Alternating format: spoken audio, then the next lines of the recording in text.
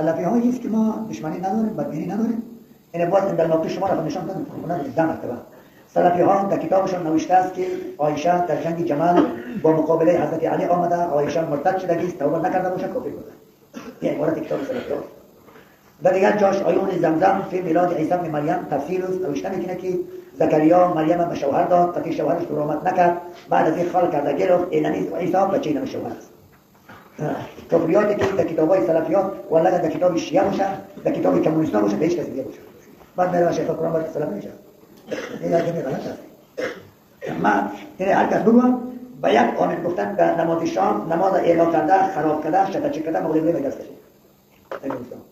این که میگه سلفی. دیگه خودش برای به اساس. این خودی ما با سلفی ها نداریم بدبینی، ولی اینها این ترتیب است که حمله میکنن.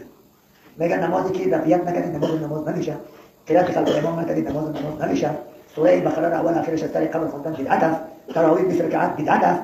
وقتی که عرض کردن مجبور با اینطور دفاع میکنه که دندانش آنش کنه. آیا داری با دفاع علماء تا نمیکنه. او ما دیگر نوع بدعتیاش رو لخوا ولی نیست که ما از اصل و اصول سلفیت خبر داریم که از کجا نشأت کرد، کی بود، با چه ترتیب آمد، چرا آمد، کی باعث شد اینا، ریشه و بنیانش ما خبر داریم. که با چه ترتیبی ظهور کرد، چند تا ظهور کرد. این در اینجا اصلا یکم هدایه یکم که سبت قلم شده هدایت نتری گفتن نتری گفتن اما ای برادر گفتی اما که تربه عیب مردم در پیش رو میری و خودی دو قطعی خود در پس پشت یعنی تو کتابای خود من یاد از کتابای بوبال روابط دقت خان مولانا عبدالحی کتاب نوشته کرده العروج بواسطه الفروج. این نواب دختر شایجیانه که گرفت با واسطه این پشتیبانه پیدا کرد این ترتاق کرد سر علمای دیوبند احناف که به اندازه اخیر. بعد مولانا عبدالحی نوشته کرد که العروج بواسطه الفروج. با واسطه دختر شایجیانی این قدر چه پیدا کرد آیه بگن نمو چیزهای حضرت معاویه را فاسق میگن، ظالم میگن، حضرت خالد میگن، حضرت عمر بدعتی میگن و چه الفاظهای ناشایست که بدتر است. بسیار کم شد که یمان تشریف است که سیاست مدار یک ذره تقیه کردن میره و نمون شد اما لیش بودی کم کرده دیگه خود چه کرده یمان تشریف کمی نرموز غنیمت است یمان تریش بسیار چکی از اندازه تجاوز اگر نه ما با این آمین بالجهل و رفیت در اینا جنجال کردن 200 مرتبه میکنیم کسی جنجال میکنه احمد است اگر کسی این را بد ببینه غلط کرده خطا کرده اشتباه کرده.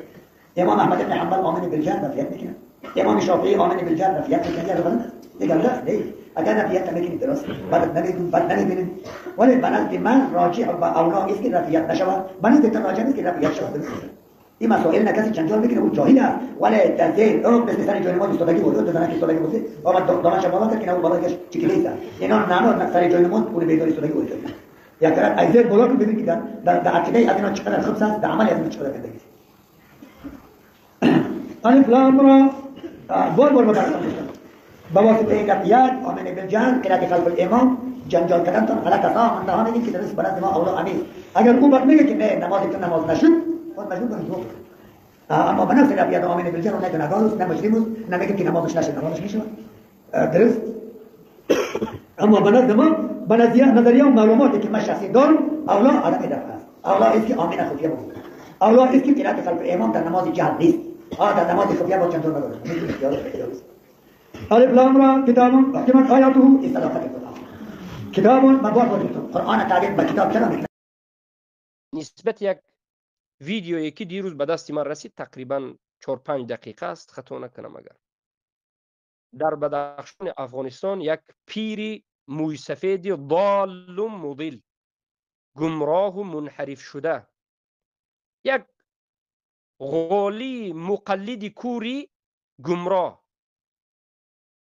است از قرآن و سنت بوی ندارد از مذهب سلف بوی ندارد آمده میگوید که ما سلفی ها را بد نمی بینیم ما به سلفی ها دشمنی نداریم اما سلفی ها از رافضه کافرترند اما سلفی ها از رافضه خبیثترند اما سلفی ها کافرند میگید. الله المستعان. و به گفتش دلیل میارد که گویا سلفی ها حضرت مادرمان عایشه رضی الله عنها را مرتده میگفتند و به خاطر اینکه به حضرت علی قیام کرد. این تهمت محض است و این سخن رافضه است. این پیر گمراه، این پیر ضال و مضل، این پیر مقلد کور شرم نکرده سخن برادرانش رافضه خبیث را به بالای کسانی که خود را نسبت به عقیده سلف صالح میدهند، اهل سنت و الجماعت هستند، میگن که ما دینمان را از سلف صالح میگیریم، به انمونها نسبت میدن. یگان نفر از کسی که خود را سلفی گفته هرگز عایشه رضی الله عنها را تکفیر نکرده. این باطل است، این سخن رافضه است، این تهمت محض است.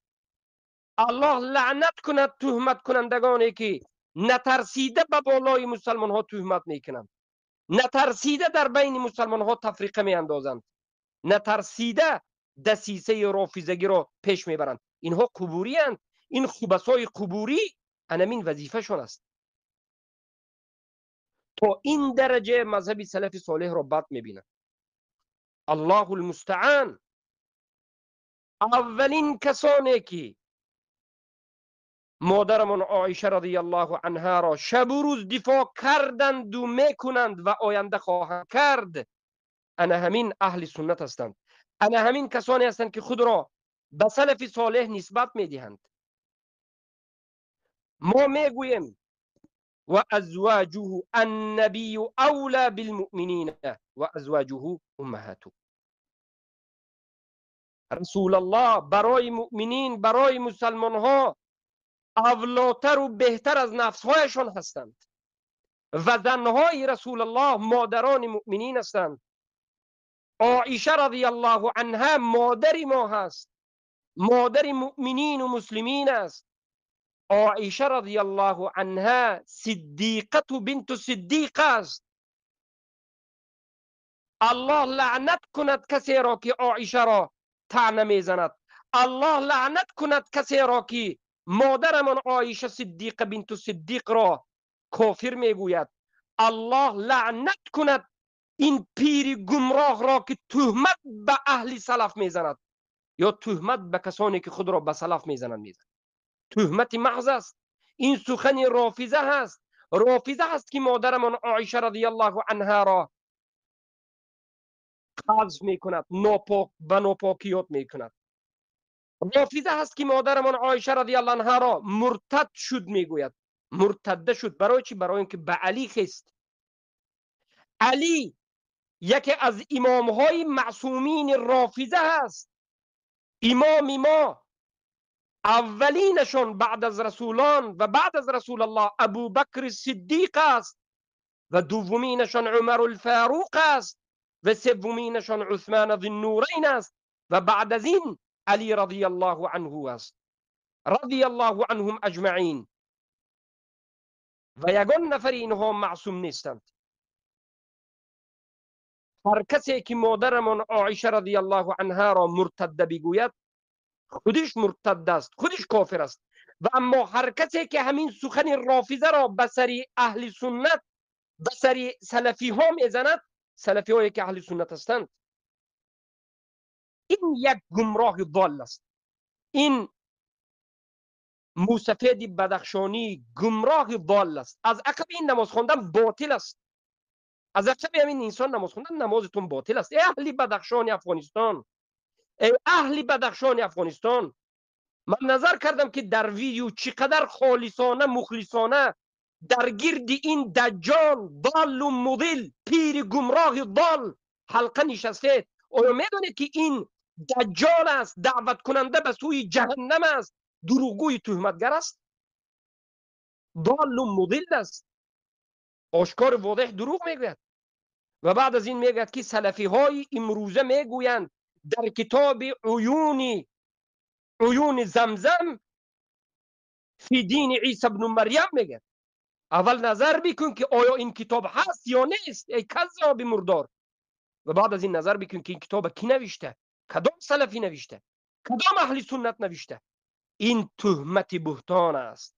میگوید که گویا در همین کتاب سلفی ها نوشته باشند که عیسی این از یک مردی که گویا مریم را به همون مرد زکریا داده بود است، از یک مرد به وجود آمده. یعنی عیسی پدر دارد. سلفی ها میگفتن که آیت قرآن را گویا سلفی ها انکار میکردن. به پدر تولد شدن عیسی را گویا سلفی ها انکار میکردن. این دروغ محض است. ما ایمان به کتاب الله داریم. دین ما قرآن است، دین ما سنت است، دین ما مذهب سلف صالح است. فهم صحابه تابعین تبع تابعین است. هر چیزی که در قرآن و سنت و فهم صحابه تابعین تبع تابعین است، مذهب ما امین است، دین ما امین است. ما سلفی، یعنی انا همچنین سلفی هستیم، یعنی پیروان سلف صالح. فهم ما موافق فهم سلف صالح است. فهممان را ما از فهم سلف میگیریم. فهم جداگانه از سلف نداریم.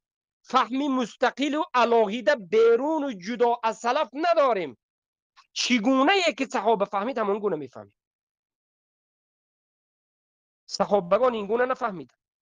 هر کسی که بگوید که من آیت قرآنی که آمده است که عیسی به پدر تولد شده به نفخ قبول ندارم، عیسی به پدر تولد شده بگوید، کافر است. قرآن را تکذیب کرده است. اما این سخن بد را این پیر ضال، این متعصب کور ریش سفید می آرد به سر اهل سنت و الجماعت میزد. به خاطر چی دروغ میگوید؟ ای مردم بدخشان افغانستان، بالاخره فارس هستید، بالاخره تاجیکی را فارسی را میفهمید. بفهمید که شما بیچارگان مقلدی انا همچنین پیران و زال گشتید. شما را گمراه کردند و در روز قیامت هم همراه انا همون انسان میخیزید. شما نمیتوانید بگویید که این پیر زال ما را گمراه کرد، الله ما را ببخش. گفته نمیتوانید. برای چی؟ برای که در نزد شما قرآن است، سنت است، علما و طالب علم اهل سنت است. تهمت را دیده و دانسته قبول نکنید. حیبت اینها، شکل اینها، بسیار بودن این گمراه ها سبب گمراهی شما ای اهل بدخشان افغانستان نشود.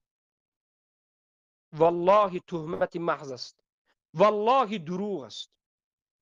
این پیر ضال، پیر گمراه میگوید که کافر بودن سلفی ها از رافضه هم، از ملحد ها هم، از اتئیست ها هم، کمونیست ها هم سخت‌تر است میگه. والعیاذ بالله. سلفی ها چه عقیده دارد؟ اولا منهج سلفی صالح چی بود؟ اولا سلفی، مذهبی سلفی گفتن این مذهبی نیست. سلفی گفته کسان خود را میگویند که یعنی ما قرآن و سنت را به فهم صحابه و تابعین و تبع تابعین میگیریم. انا همین سخنی رسول الله بود که گفتند تمسکوا بسنتی و سنت الخلفاء الراشدین المهدیین. چنگ بزنید به سنتی من و سنت خلفای راشدین مهدیین. پیش از همه در قرآن الله گفت فإن آمنوا بمثل ما آمنتم به فقد اهتدوا. اگر مردم ایمان بیاورند چگونه که شما ای صحابگان ایمان آوردید، به تحقیق هدایت مییابند. ای مردم بدخشان، ای مردم بدخشان افغانستان، همان وقت شما هدایت یافته هستید، همان وقت ایمانی شما در نزد الله قبول است که شما ایمانتون به مانند ایمان ابوبکر و عمر و عثمان و علی، عبدالله ابن عمر، عبدالله ابن عباس، عبدالله ابن زبیر، عبدالله ابن مسعود و دیگر از کبار صحابه و صغار صحابه باشد رضی الله عنهم اجمعین. صحابگان چخیل موحد بودند. صحابگان چخیل از قبر پرستی و مزار پرستی دور بودند. صحابگان بین خود و بین الله قبرها را واسطه نمی گرفتند. وسیله اونها وسیله قبری نبود. صحابگان موحد بودند، برات از کفار و مشرکین داشتند. برای همین است که الله سبحانه و تعالی از اونها راضی شد. اهل بدخشان، آیا این پیشوای شما عقیدهش، عملش به مانند صحابگان است؟ عقیدهش رو نظر بکن. حالا او رفع الیدین میگوید، آمین گفتن رو میگه. بله، رفع الیدین و آمین، در باب رفع الیدین و آمین هم این پیر ضال بدخشانی اهل سنت رو طعنه زد، سلفی ها رو طعنه زد و گفت که گویا سلفی ها میگن که کسی که در نمازش آمین نباشد، با صدای بلند آمین را جهریه نگوید، رفع الیدین نکند گویا نمازش باطل بوده است، گویا این سخنی سلفی بوده است. این باطل است، تهمت است. ای اهل بدخشان، شما را شب و روز فریب دادند، شما را مثل گوسفندها فریب و نیرنگ به بالای سرتان میکنند، شما را به احترامی میکنند. به شما الله عزت داده، قدر داده و قدر و عزت و شرف شما در توحید است، در قرآن است، در سنت است. ما میگوییم که اگر نماز را به مذهب حنفی خوانید، رفع الیدین نکنید، آمین را بلند نگویید، نماز شما نماز است، نماز شما باطل نیست. این سنت است. سنت ترک کردن که یگان نفر از علمایی که خود را از اهل یا سلف باشند یا متقدمین یا سلفی امروز خود را بگویند، نماز کسی را باطل نگفتن، این دروغ محض است. مقصد از این طعنه و تهمت هایی که این پیر ضال، این پیر گمراه بدخشانی افغانستانی کرد چی است؟ مقصدش مردم بدخشان را از قرآن و سنت دور کردن، مردم بدخشان را از دعوت حق، از توحید دور کردن است. ای مردم بدخشان، ای مردم بدخشان افغانستان، از عقب انا همین پیر وال نمازی که میخوانید نماز نیست، جمعه که میخوانید جمعه نیست، عیدی که میخوانید عید نیست، تراویحی که میخوانید تراویح نیست. اگر همچنین پیر وال ها باز همچنین باشند، از عقب اینها نماز شما نماز نیست. اینها آشکار و واضح دشمن صحابگان، دشمن تابعین و تبع تابعین هستند. سخنهای رافضه را میگیرند به بالای اهل سنت میمانند. این خوبسا سبب پاره شدن امت شدند. الله سبحانه و تعالی شما را ای مردم بدخشان افغانستان امر کرد که واعتصموا بحبل الله جميعا ولا تفرقوا. به حبل الله، به قرآن و سنت. ابن عباس گفتند حبل الله لا اله الا الله. بلا اله الا الله چنگ زنید، بلا اله الا الله چنگ زنید، توحید آموزید، یک تا پرست شوید، براءت از کفار و مشرکین داشته باشید، کفر به طاغوت ورزید، مسلمان میشید. الله گفت الا من شهد بالحق و هم یعلمون. در روز قیامت تنها کسان شفاعت میشوند که در این دنیا لا اله الا الله را گفتند و معناش را میدانند. آیا معنای لا اله الا الله را میدانید چی است؟ الله گفت که فعلم انه لا اله الا الله. بیاموز، بدان، بفهمی که نیست معبودی بر حق بجز الله. آیا لا اله الا الله را این علماء اصول به شما تعلیم دادند؟ آیا الولاء و البراء را از کفار و مشرکین تعلیم دادند؟ آیا کفر به طاغوت را به شما تعلیم دادند؟ آیا لا اله الا الله محمد رسول الله را به شرط و شروطش تعلیم دادند؟ ندادند. شب و روز ضدیت به دوستان الله میکن. پس این پیر ضال بدخشانی است، نامش فراموش کردم. این صحبت مرا ان شاء الله بگیرید، در گروه هم میگذاریم، به ویدیوی او به این ویدیو این پیر ضال پیوست بکنید و بالاخره بگذارید. حیاکم الله و بیاکم.